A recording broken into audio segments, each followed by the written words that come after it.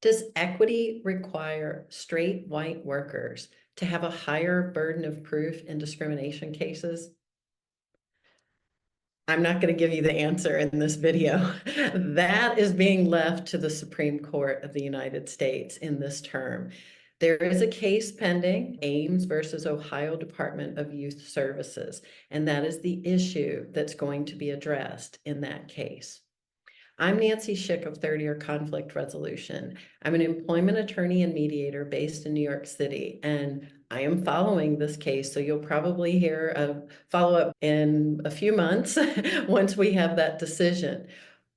But I want to go into some of the questions that are being asked around it because I think it's so important for you today. We can't wait for the Supreme Court to make up its mind on how to treat our employees, how to deal with equity in our workplace today. You have a workforce that's very diverse.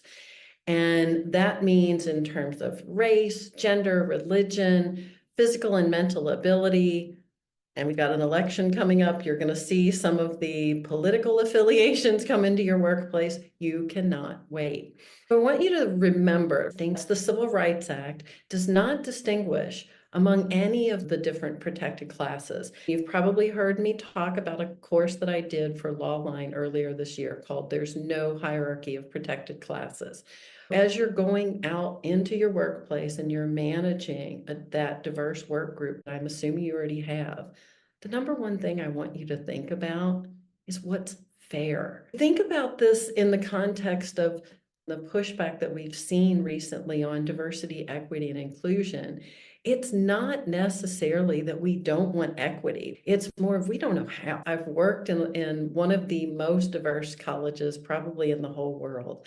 So I have some experience with this, and I'm happy to talk to you about your unique circumstances to see how you can bring more fairness and equity into your workplace.